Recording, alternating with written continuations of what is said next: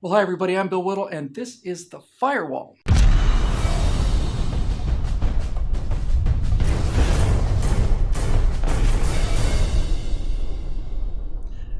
Back when I was 10, I met a lifelong friend named Steve. Now, that was back during sleepover age, and one morning at Steve's house, I got a bunch of imitation Fruit Loops and a bowl of what looked and tasted like gray water, which they explained was powdered milk.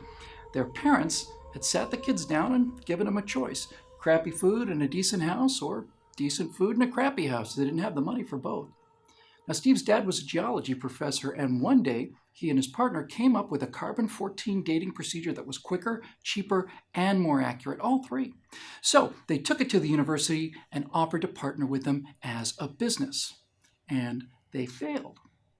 The university said no. And facing that failure, that monumental failure, this tenured professor, struggling to feed a family of 6, quit his teaching position and started a company which, for a while, did about 94% of all of the C14 dating done in the entire world. He became a multimillionaire. He hired geology grad students who would also be facing lifetimes of powdered milk, tied their compensation to revenues, and now they're millionaires too. When Thomas Jefferson came back with his draft of the Declaration of Independence, Franklin and Adams and all the other founders must have been amazed. Life, yes. Liberty, obviously. But the pursuit of happiness, that wasn't just revolutionary, it was transcendent. See, Jefferson knew that you didn't have a right to happiness. Who can guarantee that? But he had a vision of a place right here on Earth that didn't guarantee the right to be happy, but the right, the inalienable right, to try to be. What Jefferson guaranteed in the Declaration was not the certainty of success, but the guaranteed opportunity to fail. For example, 2 bicycle mechanics in Ohio decided they wanted to build a flying machine. They didn't just go out there and start flapping canvas wings. They researched the latest data on air pressure, and armed with that information, they set out to Kitty Hawk, North Carolina, not with a flying machine, but with a glider. But the glider didn't work. It wasn't flying nearly as well as it should have.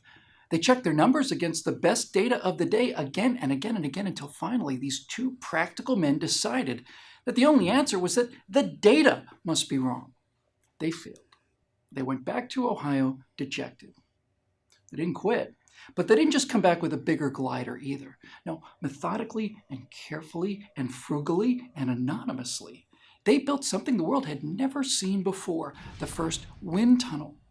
What they were really building, though, was a foundation. Once they had accurate air pressure data, the rest would just be math.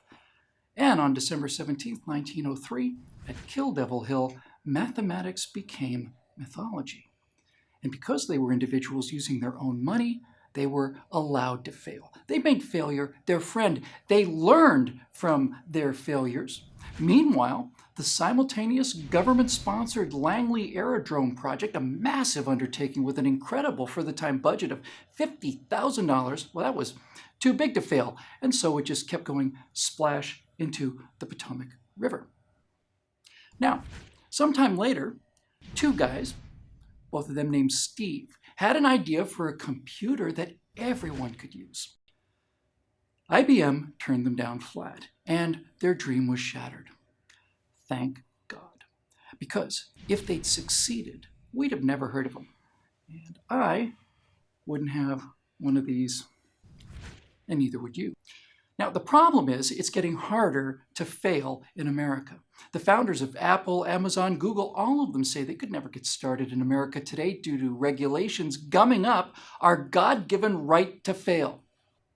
And it's worse than that, because the self-esteem movement means that kids don't even get to keep score playing Little League baseball. If you can't survive failure on a baseball diamond at age 10, then you're not likely to give it a try with a business plan at age 30, are you?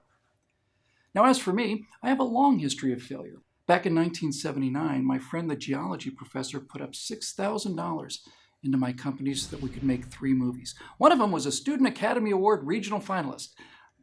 We didn't sell anything, and he lost every penny. It's a catastrophic failure.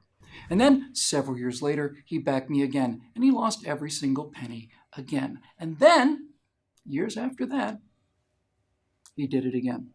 Only this time, here I am, a product not only of the failures that I endured, but the ones that he endured that had made mine possible. You'd never have heard of me without him. I got a lot to pay forward. My friends, failure, hardship, and setbacks are our companions on the road of life, whether we like it or not. So we have a choice. We can either make them our friends or they will become our mortal enemies. We can learn from what failure has to teach us, or we can go hide from them in a ditch for the rest of our lives. As for me, I've lived in a ditch. It sucks. So get out there and fall down. Oh, and please subscribe to our YouTube channel and visit us at truthrevolt.org.